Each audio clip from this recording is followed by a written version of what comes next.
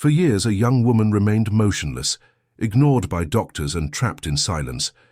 Everything begins to change when a boy decides to treat her not as a lost case, but as someone alive. And within that unlikely bond, life begins to bloom, with color, courage, and love. The morning mist shrouded the contours of the Alcott mansion, nestled high in the Blue Ridge Mountains, in Asheville, North Carolina. The stone and wood house, with its wide windows and imposing structure, stood out from the simplicity of the other residences in the region. The property, set apart from the city's tourist center, held within its walls a story of pain and perseverance that few knew. Inside the mansion, Bernard Alcott, 58, a former real estate magnate from New York City, checked for the umpteenth time the monitors installed in his only daughter, Louisa's room. His tired face, marked by deep wrinkles and permanent dark circles, revealed years of exclusive dedication to his daughter. For 7 years, ever since Louisa, now 22, had been diagnosed with a rare neurological condition that left her completely paralyzed, Bernard had abandoned his prosperous career to transform the family's country home into a private clinic. "Good morning, my love," he said, adjusting the curtains to let in the soft morning light. "The day is beautiful outside. The hydrangeas your mother planted are all blooming." Louisa remained motionless in the adapted hospital bed. Her large brown eyes, fixed on the ceiling, showed no reaction to her father's words. Her slender body, once full of energy, lay inert under the white sheets. Her long dark hair, carefully combed every morning by Bernard, framed a face that retained its youthful beauty despite her condition. While organizing the day's medications, Bernard talked to his daughter as if she could respond. He spoke about the weather, the news from the newspaper, memories of the times when Mary Ann, his wife, was still alive. It was a routine he maintained religiously, despite the absence of any response from Louisa.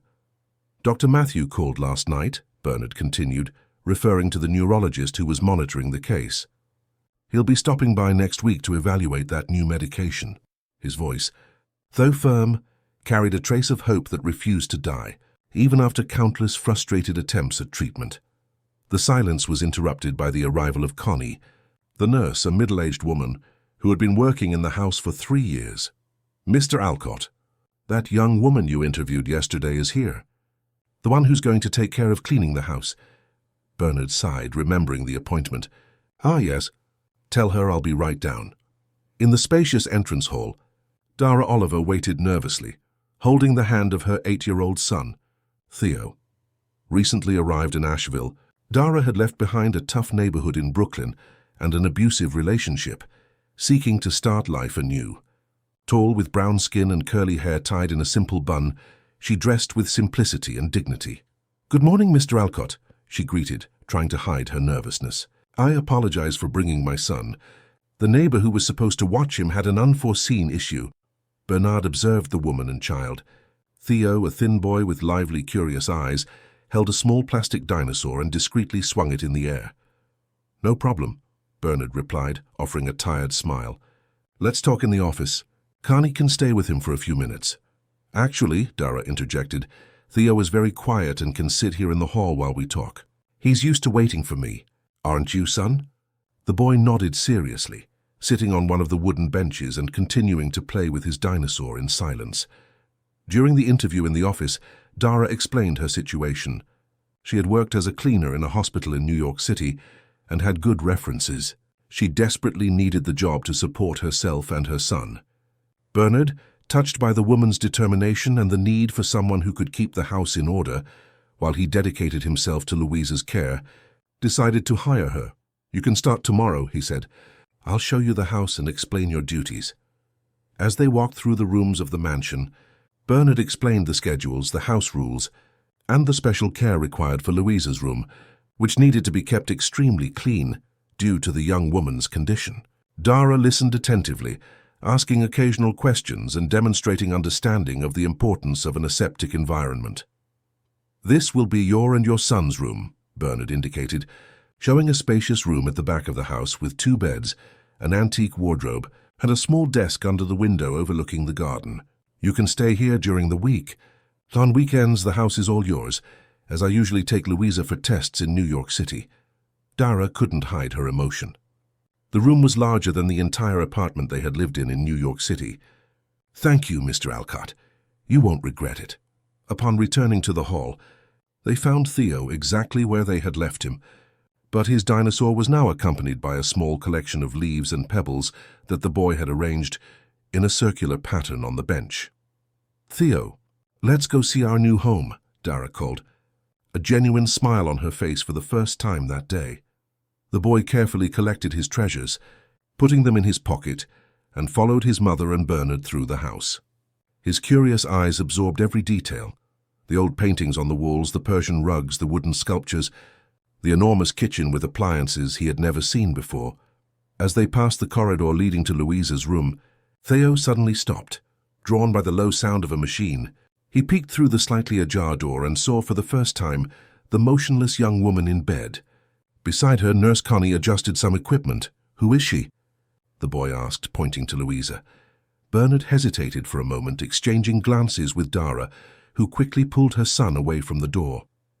"Sorry, son. We can't go in there without permission."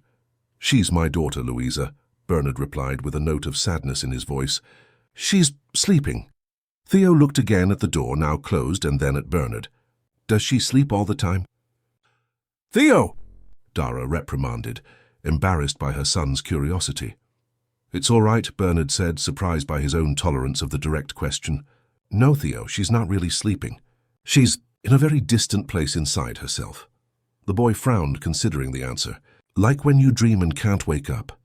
Bernard felt a lump in his throat. "Something like that, yes." That night, after settling Dara and Theo into their new room, Bernard returned to Louisa's room.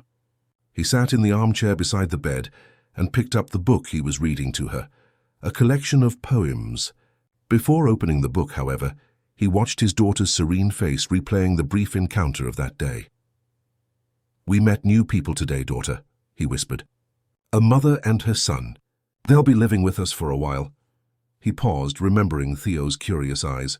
"The boy made me wonder, are you really dreaming? And if so, what do you see in these dreams? If this story interested you, don't forget to subscribe to our channel and tell us what city you are watching us from. We continue. I promise this will be the best story you will ever hear." The first weeks of Dara and Theo in the Alcott mansion were marked by adaptations and discoveries. The woman demonstrated efficiency and discretion in her work, keeping the house impeccable without interfering with Louisa's care routine. Bernard, who initially maintained a reserved demeanor, began to appreciate Dara's quiet presence, which brought an atmosphere of normalcy long absent from that place. Theo, for his part, quickly transformed the immense garden of the property into his private playground. His afternoons were filled with exploring flower beds, collecting fallen leaves, and inventing stories about dinosaurs inhabiting the nearby forest. At the local school, where Bernard had arranged his enrollment, the boy stood out for his fertile imagination and surprising knowledge of nature. On a rainy April afternoon, when outdoor activities became impossible, Theo wandered through the mansion's corridors bored. That's when he noticed that Louisa's bedroom door was ajar. Connie had gone out to get supplies from the town pharmacy, and Bernard was in his office, busy with phone calls. Driven by an irresistible curiosity, the boy peeked into the room. Louisa was, as always, motionless in bed, eyes fixed on the ceiling, breathing almost imperceptible. The only sound in the room came from the heart monitor and the air humidifier.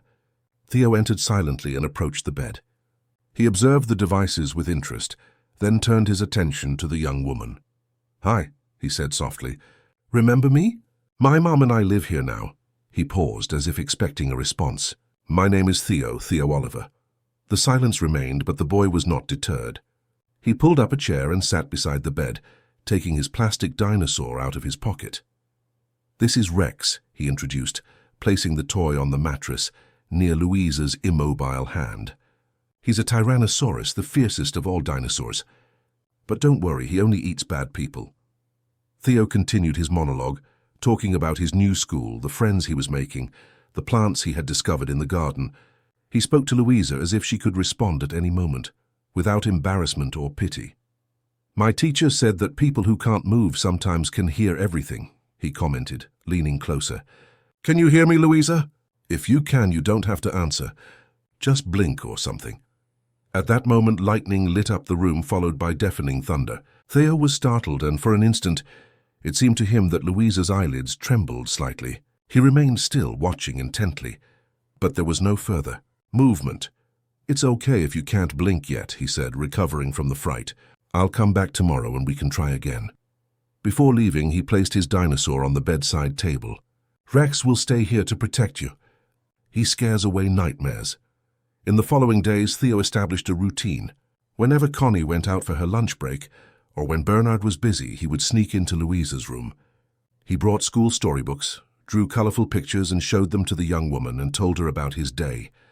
Sometimes he just sat beside her in silence, keeping her company. On one of these visits, Theo noticed something unusual. He was talking about a little bird he had found injured in the garden and how he had built a small shelter for it, with the help of the gardener, Mr. Jenkins. "The bird had a hurt wing, but Mr. Jenkins said it would heal. Then it will be able to fly again, just like you'll be able to walk one day." That's when he noticed that Louisa's eyes, normally fixed on a spot on the ceiling, had moved slightly in the direction of his voice.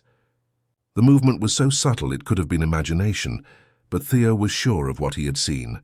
"You're listening to me," he exclaimed, jumping up. "I knew it! I knew you were in there!" At that moment, Dara entered the room, alarmed by the excitement in her son's voice. "Theo, what are you doing here? We've talked about this. You can't go into Louisa's room without permission." "But Mom, she heard me." Her eyes moved when I talked about the bird. Dara looked at the young woman in bed, whose eyes were now again fixed on the ceiling. She sighed, torn between reprimanding her son for his disobedience or considering the possibility that he had really seen something. "Theo, so we can't disturb Louisa. Mr. Alcott trusted us to respect the house rules. But Mom, no buts, son. We're leaving now, and promise you won't come in here alone again." Reluctantly, Theo followed his mother out of the room, not without casting a last glance at Louisa. Dara closed the door, but did not tell Bernard about the incident. Something in Theo's conviction made her hesitate. What if he really had seen something? That night, during dinner in the kitchen, Theo remained unusually quiet, stirring his food with a fork without really eating. "What's wrong, son? Are you still upset about what happened today?" He nodded, looking up at his mother. "Why does Mr. Alcott get sad when he talks about Louisa?" Dara chose her words carefully. "Because he loves her very much and suffers seeing her in this condition. It's hard for a father to see his child sick and be unable to do anything. But he is doing something. He takes care of her every day." "Yes, but—" Dara hesitated. "He wants her to get better, you know? To go back to how she was before." "How was she before?" Theo's eyes sparkled with curiosity. "I don't know exactly," Dara admitted. "Mr. Alcott doesn't talk much about the past." She watched her son for a moment, then added, "Theo, I know you worry about Louisa, but we have to respect her space. Mr. Alcott and Connie know what's best for her. But no one talks to her like a normal person," Theo protested. "Everyone acts like she's a broken robot. What if she's just stuck in there, waiting for someone to find her?" Her son's simple words hit Dara with unexpected force. There was a childlike wisdom there that she couldn't ignore. After putting Theo to bed, she went to the bedroom window and watched the lights on in Louisa's room, where Bernard was probably reading to his daughter, as he did every night. The next morning, while cleaning Bernard's office, Dara found a forgotten photo album on a bookshelf. She hesitated for a moment, but curiosity prevailed. She opened the album and was met with images of a different Louisa, smiling, vibrant, full of life. In one of the photos, the teenager was riding a horse, hair blowing in the wind and a radiant smile on her face. In another, she was swimming in a pool, arms raised in triumph. There were also photos of her with a woman Dara assumed was Mary Ann, Bernard's late wife. The resemblance between mother and daughter was striking. It was her 15th birthday. Bernard's voice startled Dara, who quickly closed the album, embarrassed to have been caught snooping. "I'm sorry. Mr. Alcott, I shouldn't have—" "It's all right," he interrupted, reaching out to take the album. "I haven't looked at these photos in a long time." His fingers caressed the leather cover, but he didn't open it. 3 months after these photos, everything changed. Dara realized this was a rare moment of openness. "What happened, if you don't mind me asking?" Bernard sat heavily in his chair, the album still in his hands. "She was diagnosed with a rare neurological syndrome. Doctors had never seen anything like it. It started with small memory lapses, then difficulty with motor coordination. In 6 months, she couldn't walk or talk anymore. A year later, she was as you see her today. And there's no treatment. We tried everything. Specialists from all over the world, experimental therapies, surgeries. His voice faltered. Nothing worked. Some doctors suggest her state is partly psychological, an extreme form of catatonia. Others insist it's purely neurological. The only thing they all agree on is that the chances of recovery are practically nil. "I'm so sorry," Dara murmured, genuinely moved. Marianne couldn't bear it, Bernard continued, as if he needed to unburden himself after so long in silence. She blamed herself, thought there was something we could have done to prevent it. The pressure was too much for her fragile heart. He stood up abruptly, returning the album to the shelf. "Forgive me. I don't usually talk about this. You don't need to apologize. Sometimes talking helps." As the weeks passed, a subtle change began to manifest in the Alcott mansion. The corridors, once silent and oppressive, occasionally echoed with Theo's clear laughter. The garden, for so long merely contemplative, became the setting for invented adventures by the boy. And even Bernard, so tied to his routine of care and worries, sometimes found himself observing the child's vibrant energy with an almost imperceptible smile. Dara had become an indispensable presence. In addition to keeping the house in order, she had begun to take on some tasks related to Louisa, organizing her medications, helping Connie change the bedding, and even substituting for the nurse on her bi-weekly days off. It was during one of these days off that Dara noticed something unusual.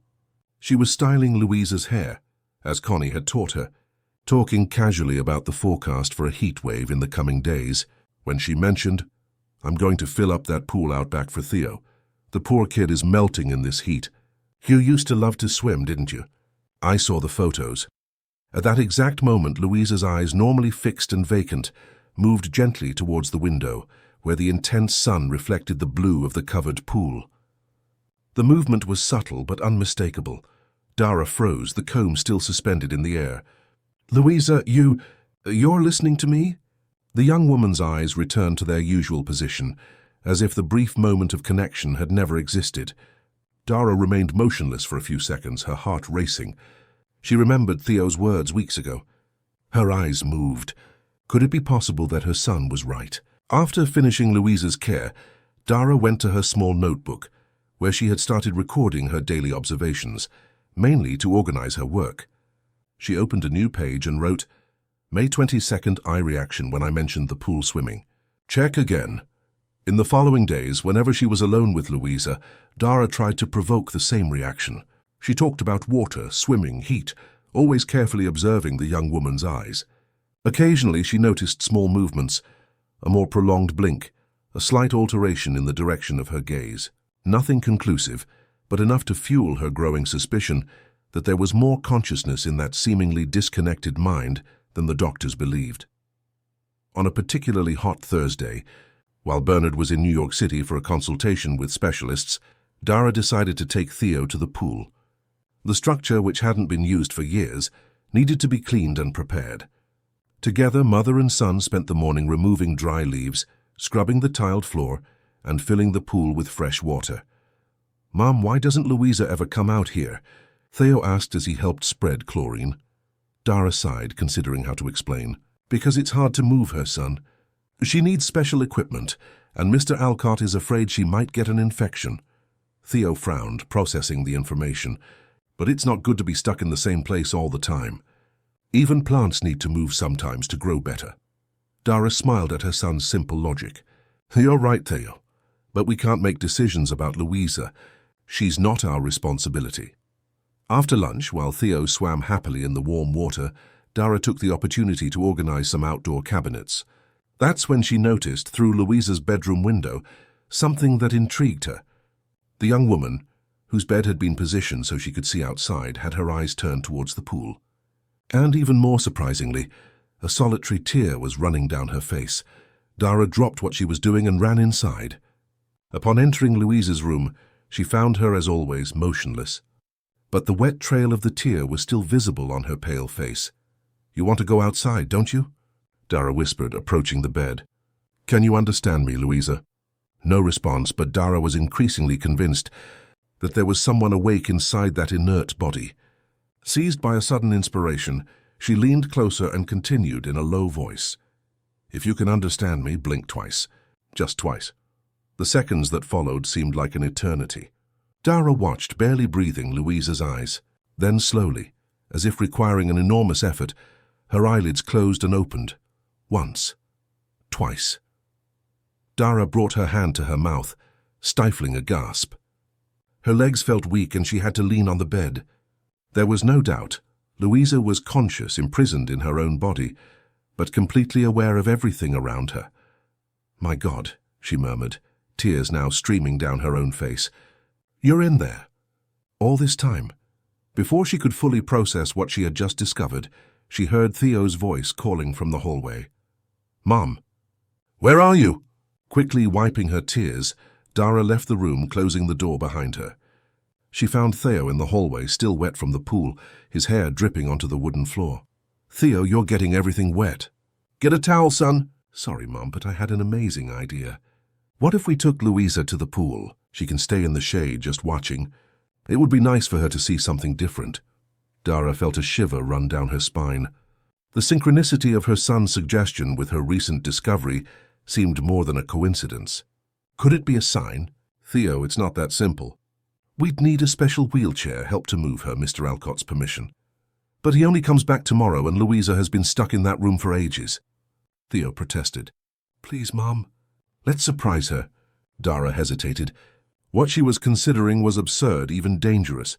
She could lose her job, face legal problems, but the image of the solitary tear on Louisa's face wouldn't leave her mind. "Let's think of something else, son. How about we bring some flowers from the pool to her room?" Theo grimaced in disappointment, but accepted the alternative.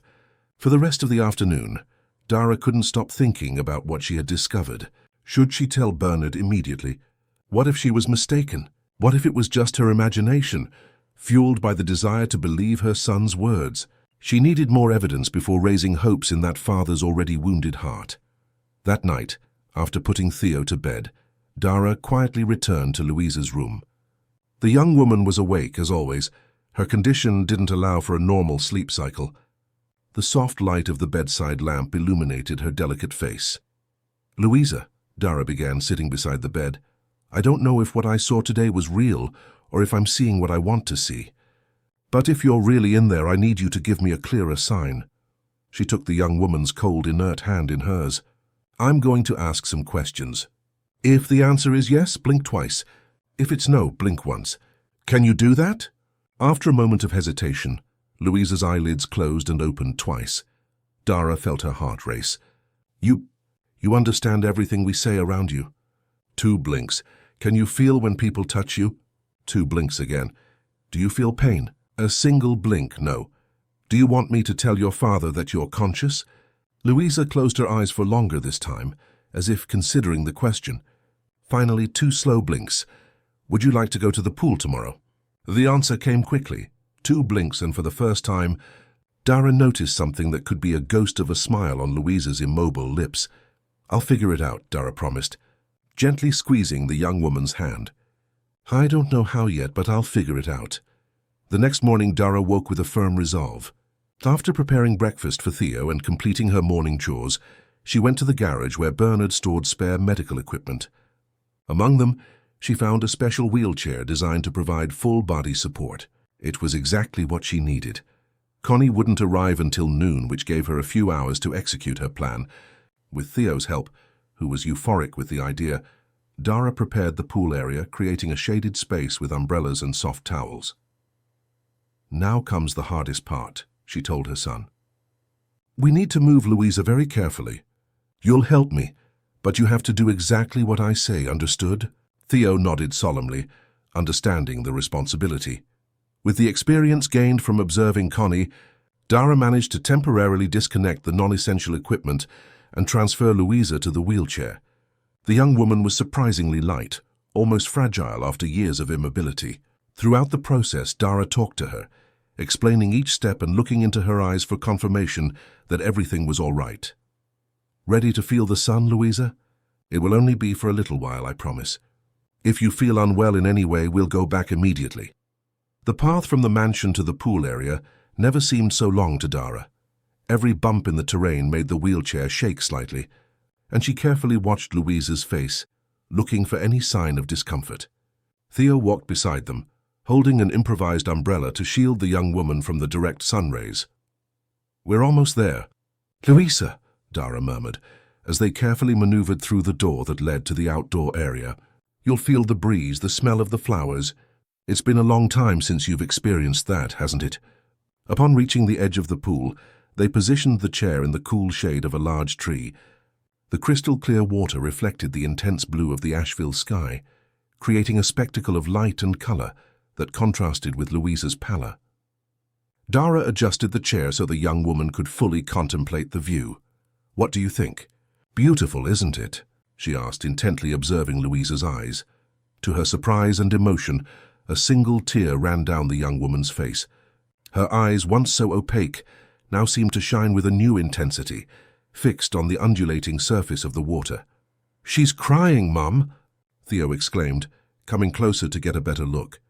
"Is that good or bad?" "I think it's good, son," Dara replied, gently wiping the tear with a tissue. "Sometimes we cry from happiness, too." Theo considered the explanation for a moment, then decided to get into the pool. As he played in the shallow water, he made sure to include Louisa in his narratives, describing what he felt, inventing stories about imaginary sea creatures inhabiting the blue depths. "The water is warm, Louisa. It's like soup, it's so warm," he reported, diving and emerging with dripping hair. "There's a giant octopus living at the bottom, but he's my friend. Do you want me to ask him to say hi to you?" Dara watched the interaction with a smile on her lips. There was something deeply touching in the way her son treated Louisa, with naturalness, without condescension or pity. It was as if he could see beyond the immobility, communicating directly with the person trapped within that body. After almost an hour in that peaceful environment, Dara noticed that Louisa's eyes began to follow Theo's movements in the water. It wasn't just an impression, there was a clear pattern, an attentive consciousness that followed every dive, every jump, every spin of the boy. "Theo," Dara called, "I think Louisa is watching you." The boy stopped what he was doing and looked at Louisa. Their gazes met, and for a moment that seemed to suspend time, something indescribable passed between them. A silent communication, a mutual recognition. "I know," he replied simply. "She always watches me when I'm in her room too." It was then that it happened. Driven by an intuition he didn't even understand himself, Theo got out of the pool and approached the wheelchair. "Louisa," he said, looking directly into her eyes, "do you want to get in the water?" Dara held her breath. The question was absurd, impossible. Louisa couldn't get in the water. Not with her condition, not without special equipment, not without medical authorization. Before she could intervene, she saw the unbelievable. Louisa blinked twice, distinctly, intentionally. "She said yes," Theo exclaimed, turning to his mother with wide eyes of excitement. "She wants to get in the pool, Mom." "Theo, that's not possible. Louisa can't—" "Why not?" the boy interrupted, with the simple, direct logic of children. "Water supports people. It's easier to move in water. And it's really warm." Dara hesitated, torn between the fear of consequences and something deeper, a growing intuition that her son might be right, that there was something in that water that could reach Louisa in a way no medical treatment had managed. "Mom, please," Theo insisted. "Look at her. She wants to." Dara looked, and what she saw in Louisa's eyes left no doubt. There was a plea there, an intensity that transcended the immobility of her body.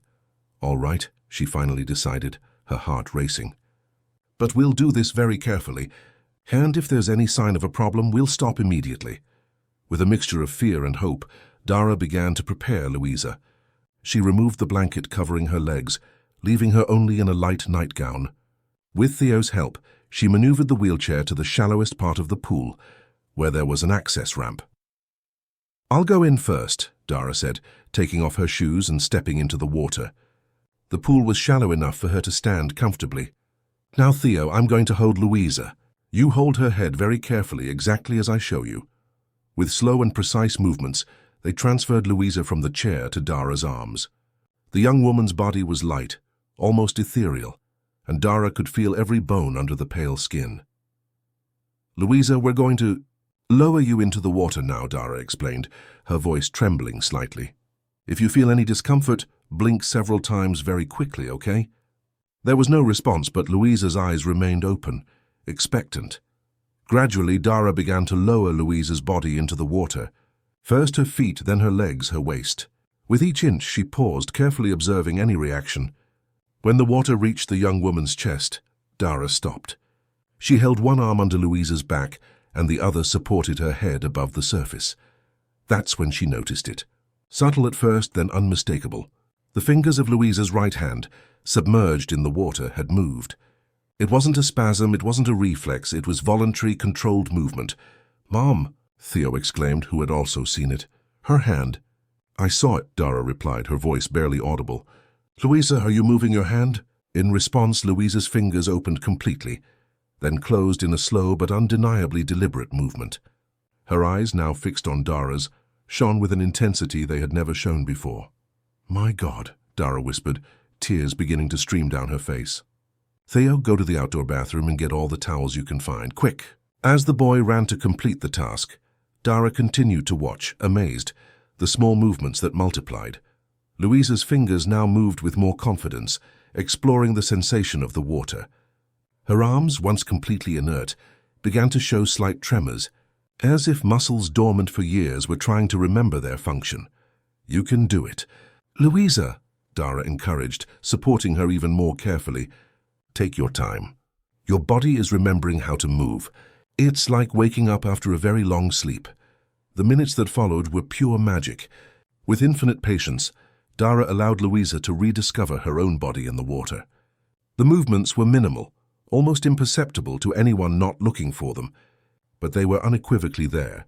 A finger that moved, a wrist that rotated slightly, shoulders that began to relax their stiffness. Theo returned with his arms full of towels and continued to watch, fascinated, the miracle unfolding. At one point he ventured, "Louisa, do you think you can move your head a little?" To Dara's astonishment, Louisa's head moved minimally to the side in the direction of the boy's voice. It wasn't a fluid movement. There was resistance, as if each muscle had to be reconquered centimeter by centimeter. But it was a conscious movement. "That's right," Theo exclaimed, clapping his hands in excitement. "You're swimming." It wasn't exactly swimming, but Dara understood the feeling behind her son's words. It was like watching a rebirth, an awakening after a long and deep hibernation. On Louisa's face, something surprising happened. Her lips, before always impassive, formed the most subtle of smiles. "She's smiling, Mom," Theo shouted, jumping into the water. "Look, look." "I see it, son," Dara replied, her voice choked with emotion. "I see it."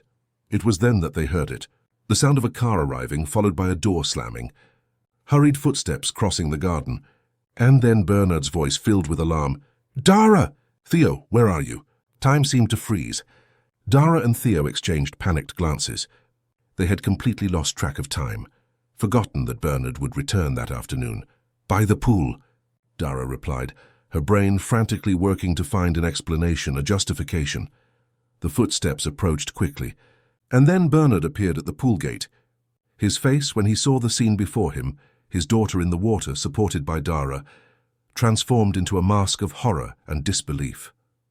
"What are you doing?" he shouted, running towards the pool. "Get her out of the water right now. Have you lost your minds?" "Mr. Alcott, please wait," Dara tried. But the man was already in the water, pulling Louisa from her arms with a sudden movement. "How dare you? How dare you put my daughter at risk like this?" he roared, carrying Louisa out of the pool. "Do you have any idea what could have happened? She could have drowned, she could have contracted an infection, she could have—" "Father." The word, whispered, almost inaudible, cut through the air like lightning. Bernard froze, Louisa's body still in his arms. The entire pool fell into absolute silence. "What? What did you say?" Bernard murmured, looking at his daughter's face. "Father," Louisa repeated, the sound barely formed, as if she were relearning to use her voice after years of silence. "Water, good." The days that followed the pool incident completely transformed the Alcott mansion. Louisa's room, once a silent space dominated by medical equipment, became the epicenter of a revolution of hope and activity. Doctors came and went, physical therapists conducted daily sessions, and alternative communication specialists worked tirelessly to help Louisa regain her voice. The most surprising, however, was Bernard's transformation. The bitter and resigned man gave way to a lighter version, energized by the possibility that had so long been denied him: his daughter's recovery. His dark circles remained, but now they were the result of nights spent researching new treatments, aquatic therapies, rehabilitation methods. "I can never thank you enough for what you've done," he told Dara and Theo during a shared dinner, something unthinkable just a few weeks before. "If it weren't for you?" "It was Theo who noticed first," Dara replied, proudly stroking her son's hair. "He saw the person beyond the condition." "I just talked to her normally," Theo explained, shrugging as if it were the most obvious thing in the world. "Everyone treated her like she was a robot, but you could see in her eyes that she was in there." Bernard smiled, his eyes misty. "Child's wisdom," he murmured. "Sometimes we need their innocence to see what's right in front of us." The pool became a central part of Louisa's therapy. Twice a day she was carefully transported to the water, where her atrophied muscles found the freedom that gravity denied them. With each session, small progress was celebrated as great victories: a broader movement, a clearer word, a more defined smile. Theo was a constant presence in these sessions, always inventing games and challenges that motivated Louisa to push beyond her limits. His contagious energy and unwavering belief in the young woman's recovery created an atmosphere of possibility that inspired even the most skeptical professionals. One afternoon, while helping to organize the medical records accumulating in Bernard's office, Dara found something intriguing. Among the older folders, there was a set of documents simply labeled Experimental Treatment, Dr. Victoria Miller. Curious, she opened the folder and began to read the reports. What she discovered deeply disturbed her. The documents described a series of procedures performed in the first months after Louisa's diagnosis. Experimental treatments that included high doses of unapproved medications, shock therapies, and even prolonged periods of physical restraint. The clinical notes were cold, describing the patient as resistant to treatment and recommending intensification of control protocols. Horrified, Dara continued to investigate. In an adjacent folder, she found records of a private clinic run by the same Dr. Victoria, where Louisa had been admitted for 6 months. The reports from this period were particularly disturbing. They mentioned episodes of severe agitation that needed to be contained with extraordinary measures. "What are you doing?" Bernard's voice startled Dara, who quickly closed the folder. He was at the office door observing her with an indecipherable expression. "I'm sorry," she stammered. "I was organizing the files and I ended up seeing these documents about Louisa's early treatments." She expected an outburst of anger, an accusation of invasion of privacy. Instead, Bernard entered the office and closed the door behind him. His face was pale, carrying an expression of deep guilt. "You read about Dr. Victoria," he said, not as a question but as a statement. Dara nodded, unable to hide her disturbance. "Mr. Alcott, what happened at that clinic?" "These reports, the procedures described, seem so inhumane." Bernard sank into the chair behind the desk, running his hands over his face in a gesture of infinite weariness. For a long moment he remained silent, as if organizing thoughts too painful to express. "When Louisa began to show the first symptoms," he finally began, his voice low and controlled, "we were desperate. We consulted the best specialists, but no one could reach a definitive diagnosis. That's when we met Dr. Victoria." He paused, looking out the window at the pool where Theo was now playing alone. She had a reputation for getting results in cases considered lost. She promised she could reverse Louisa's condition with innovative methods, cutting-edge treatments that were not yet available in conventional hospitals. "And you believed her?" Dara completed softly. "We were desperate," Bernard repeated, as if that explanation could justify everything. "Mary Ann and I, we saw our daughter drifting away each day, losing abilities, withdrawing into herself. Dr. Victoria presented studies, success stories, impressive credentials. She seemed like our only hope." He opened the desk drawer and pulled out a photograph. It was Louisa, much younger, sitting in a wheelchair. Her face was different. There was fear in her eyes, a visible tension in her posture. It started with experimental medications. When they didn't show results, Dr. Victoria suggested hospitalization for intensive treatment. She promised that in 6 months, we would have our daughter back. Bernard paused, taking a deep breath to control his emotion. We allowed her to be taken to that clinic. In the first months, we could only visit her once a week, always under supervision. Louisa seemed increasingly distant, more absent. Dr. Victoria said it was part of the process, that she would get worse before getting better. When we realized something was very wrong, it was already too late. A nurse, who was later fired, secretly approached us. She described the treatments: physical restraint for days, sensory deprivation, medications that practically sedated her to the point of unconsciousness when she showed any resistance. Bernard's hands trembled slightly as he put the photograph away. We removed Louisa from the clinic immediately, but the damage was already done. She had completely withdrawn into herself. The doctors who examined her afterward suggested that her state could be partially psychological, a response to extreme trauma, a way for the mind to protect itself. "Did we prosecute Dr. Victoria?" Dara asked, feeling a knot in her stomach. Bernard let out a bitter laugh. "We tried. She had powerful connections, documents signed by us authorizing experimental treatments.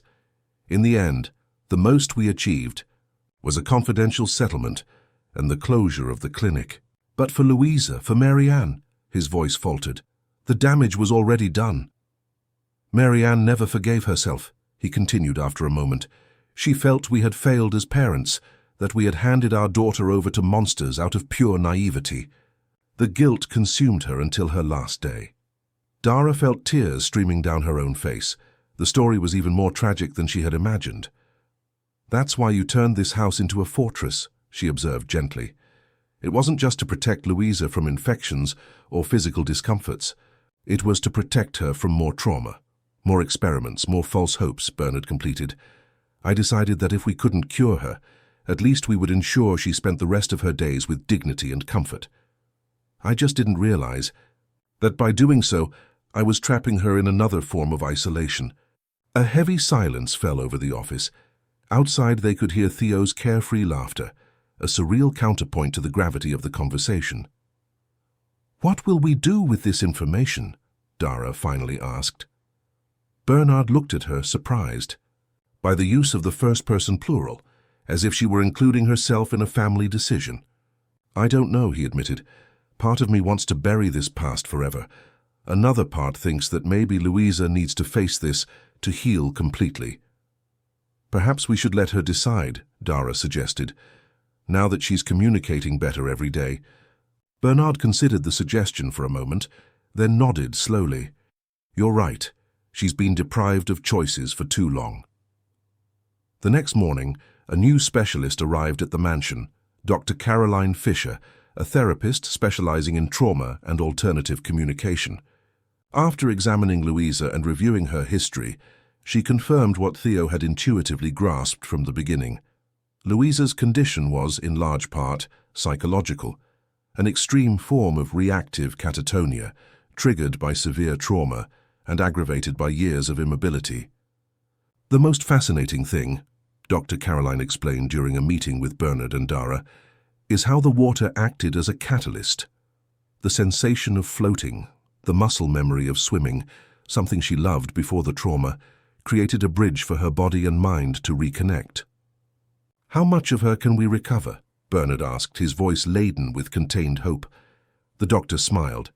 "It's impossible to predict with certainty, but the progress of the last few days is extremely encouraging. Louisa is demonstrating extraordinary willpower. And then there's Theo, who seems to be a powerful motivation."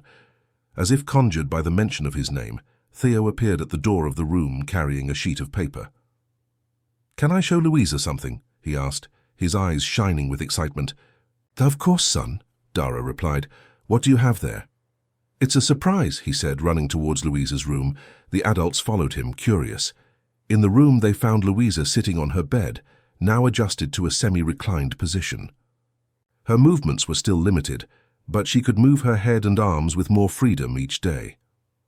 "Look what I drew for you," Theo announced, showing the paper to Louisa.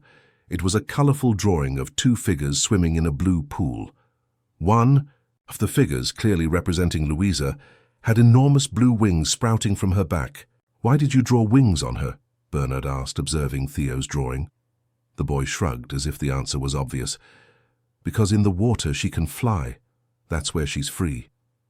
Louisa stared fixedly at the drawing, her eyes shining with contained tears. With visible effort, she raised her right hand and touched the paper, tracing the outline of the wings with her fingertips. "Bilou," she pronounced slowly. "L-Ike, Bilou." Theo smiled radiantly. "I knew it. Blue suits you. It's the color of the sky and the water." At that moment, something extraordinary happened. Louisa smiled. Not just the hint of a smile they had seen before, but a genuine, full smile that lit up her entire face.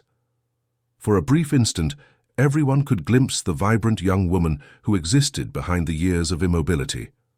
"I'll make more drawings," Theo promised, excited by the reaction. "Lots of them with all the colors. I'll cover your whole room." In the following weeks, the walls of Louisa's room were gradually filled with Theo's colorful drawings. The predominance of blue was evident. Oceans, skies, birds, and butterflies in various shades of the color that had become a symbol of Louisa's newfound freedom. The recovery process was slow and challenging. There were days of remarkable progress when Louisa managed to form complete sentences or take a few steps supported between Dara and the physical therapist. There were also setbacks, days when the weight of memories seemed to crush her, leading her to withdraw again into her inner world. On one of these difficult mornings, when Louisa refused to participate in physical therapy, it was Theo who found the solution. "Can I talk to her alone?" he asked Bernard and the physical therapist, who exchanged hesitant glances before nodding. Everyone left the room, leaving only Theo sitting beside Louisa's bed. Through the slightly ajar door, Dara watched, ready to intervene if necessary, but curious about what her son was planning. "I know you're tired," Theo began, his voice surprisingly mature for his 8 years. "Sometimes when I have nightmares, I also want to hide under the covers all day." Louisa kept her eyes fixed on the window, seemingly ignoring the boy. "But you know what my mum tells me, that nightmares are just stories our head invents when it's scared. They're not real even when they seem to be." He took a new drawing from his backpack, a simple representation of Louisa swimming in the pool surrounded by colorful fish. "I wanted to show you this. I made it in art class. The teacher said it was very beautiful and asked me to tell your story." This captured Louisa's attention, and she slowly turned her face to Theo. "What did you tell?" she asked, her words still broken by long pauses. Theo smiled, pleased to have gotten a response. "I told her you're a mermaid who was enchanted for a long time, stuck on dry land. But now the spell is breaking, and soon you'll be able to swim and sing again."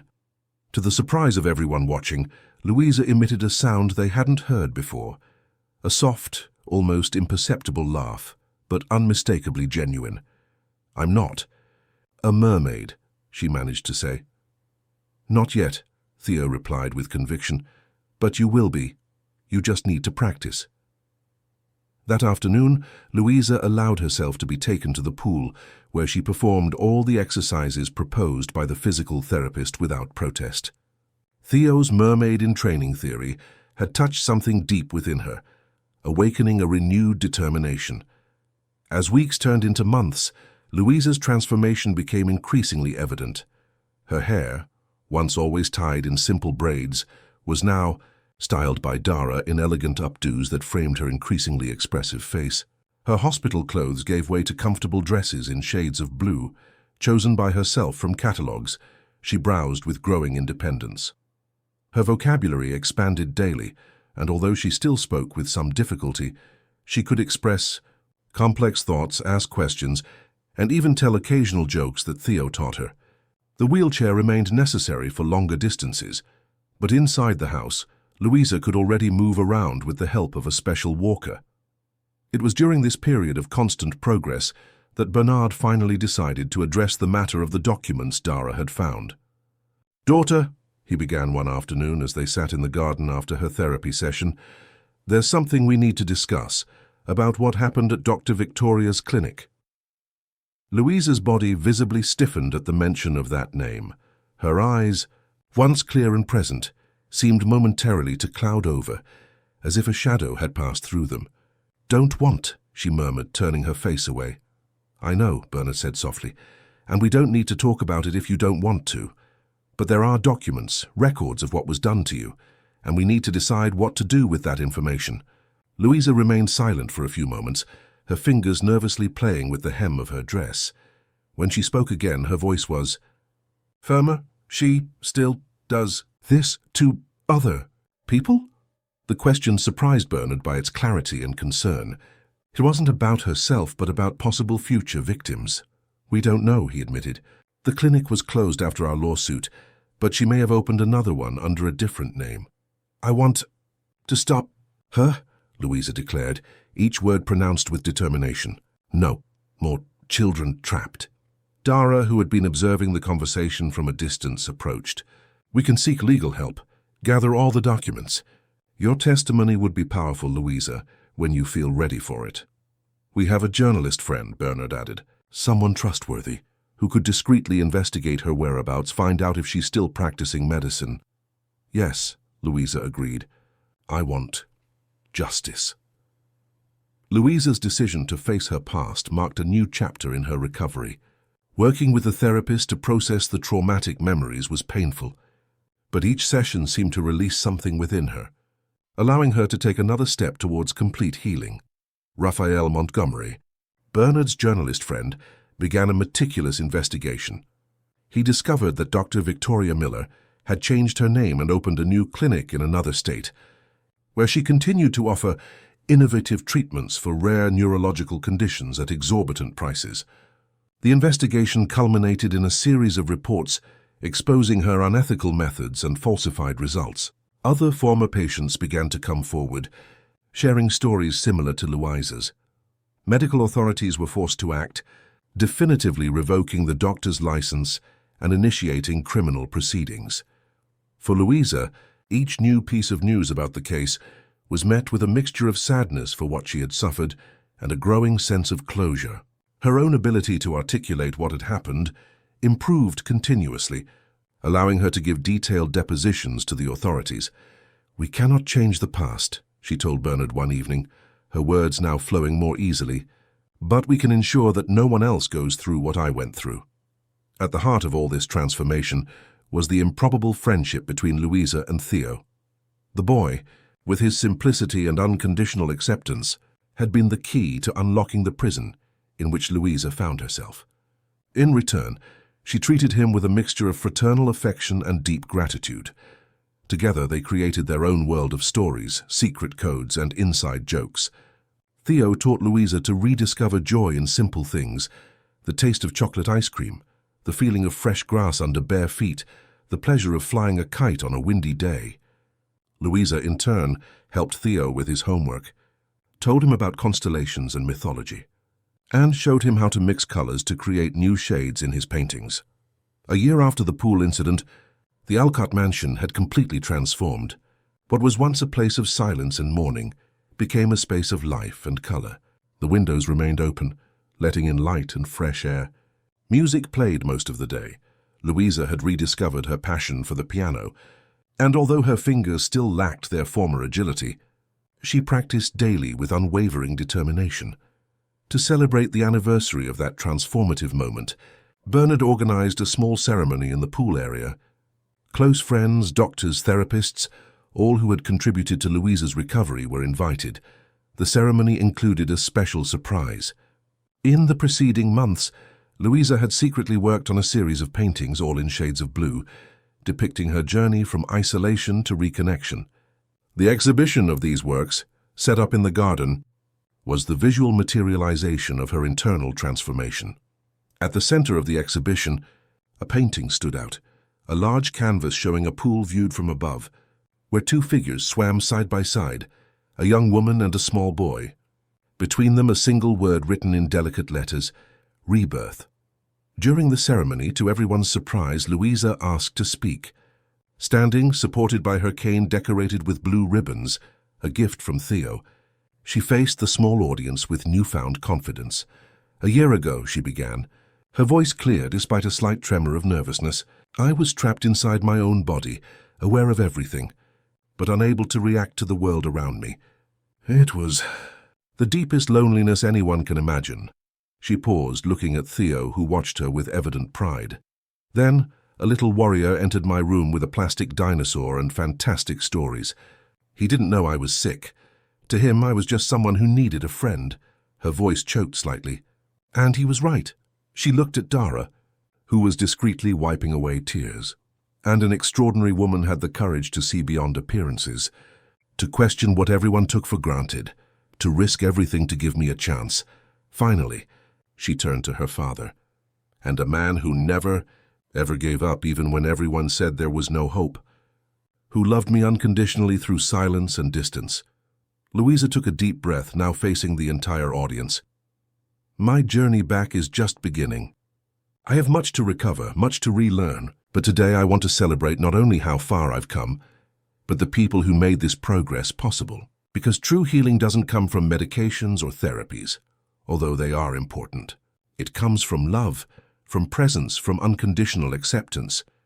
She raised the glass of juice she held firmly in her right hand. "Therefore, I propose a toast, not to me or my recovery, but to all of you, to the family we choose, to the bonds that sustain us when we cannot sustain ourselves, and especially," she looked at Theo again, "to the children who remind us that being normal is highly overrated." Soft laughter rippled through the audience, followed by emotional applause. When the solemn moment passed, the celebration continued in a more relaxed tone. Louisa and Theo, as was already a tradition between them, ended up in the pool, where she proudly demonstrated how she could now float alone for several minutes. Later that night, after the guests had left, Dara found Bernard silently contemplating the garden lit by small decorative lights. "What are you thinking about?" she asked, stopping beside him. "How unpredictable life is," he replied. 2 years ago, I had accepted that my daughter was lost forever, that my life would be dedicated only to providing her comfort in her isolation. And then fate brought a little hurricane named Theo to shake everything up," Dara completed, smiling. "And his equally extraordinary mother," Bernard added, looking at her with an intensity that made Dara blush slightly. The moment was interrupted by Theo, who came running up to them, still with wet hair from the pool. "Mom!" "Mr. Alcott, Louisa said we can adopt a dog. She said she always wanted a yellow Labrador, and that we could train it to be a therapy dog and help other people like her and—" "Calm down, son," Dara laughed. "We'll discuss this tomorrow calmly. But she already chose a name," Theo insisted, hopping with excitement. "It's going to be Blue." Bernard and Dara exchanged amused glances. "A yellow Labrador named Blue," Bernard commented. "Why am I not surprised?" In Louisa's room, now transformed into a vibrant space full of colors, plants, and artworks, the young woman prepared for bed. Her movements were still slow and sometimes clumsy, but each day they gained more precision. She picked up the small plastic dinosaur that Theo had left on her bedside table during that first visit, over a year ago, and which was now her lucky charm. As she carefully placed it beside her bed, she looked out the open window, where she could see the stars shining brightly in the Asheville sky. For a moment, she remembered when that same sky was all she could see day after day, year after year, trapped in her own body. The memory no longer brought despair, only a deep gratitude for the path traveled. "Thank you," she whispered to the stars, to the universe, to the destiny that had brought Theo and Dara into her life. Then, with a movement that still filled her with pride every time she performed it, she stretched out her arm and turned off the bedside lamp on her own. In the dark, she allowed herself to smile. Tomorrow would be a new day, a day to continue being reborn. Dear listeners, we hope Louisa's journey has touched your hearts.